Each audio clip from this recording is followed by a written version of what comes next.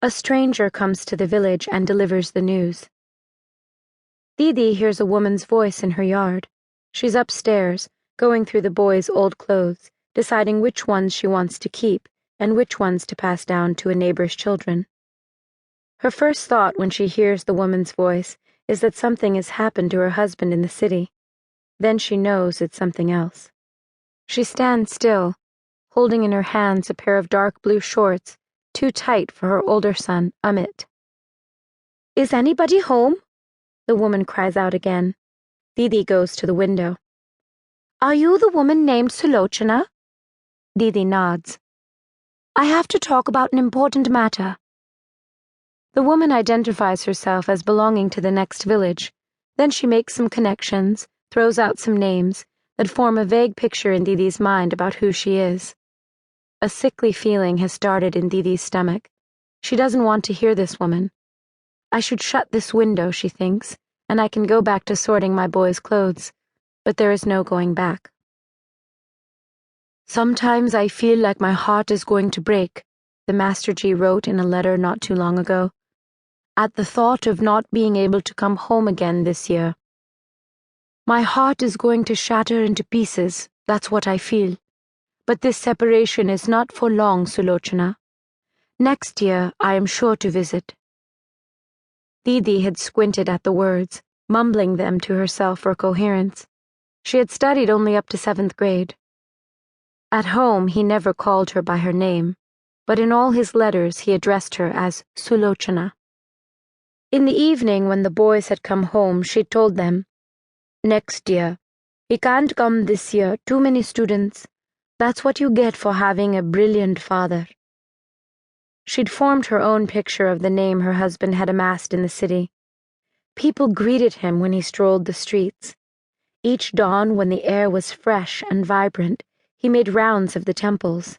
His forehead smeared with tika, he returned to his neighborhood, drank tea in his favorite shop, before going to the school where he taught in the morning session. He returned home around noon, and soon thereafter received his first students, to whom he gave his private tutoring. Sons and daughters of high-ranking officials lined up at his door to seek his assistance. "The other day, the Prime Minister's wife came to see if I could tutor her nephew," he'd written.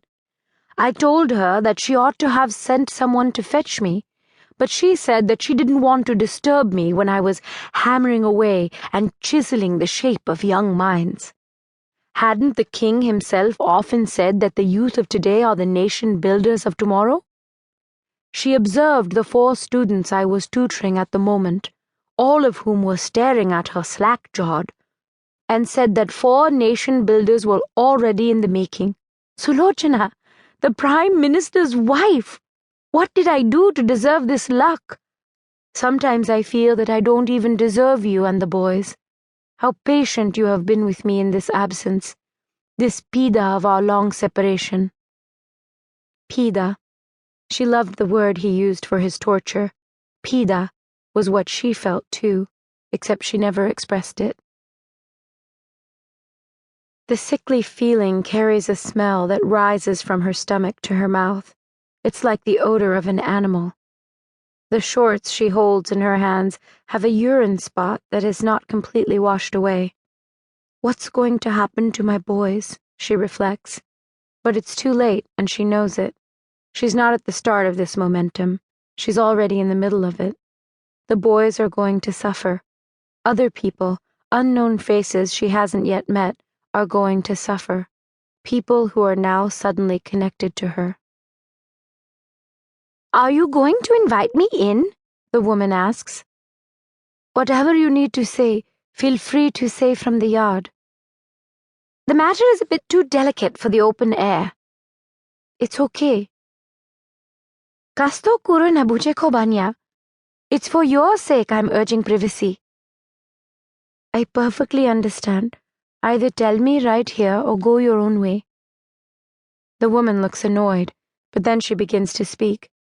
Her manner of speaking is sing-songy, as if she were reciting a favorite ditty from her childhood. The woman finishes speaking her main bit, pauses, then continues.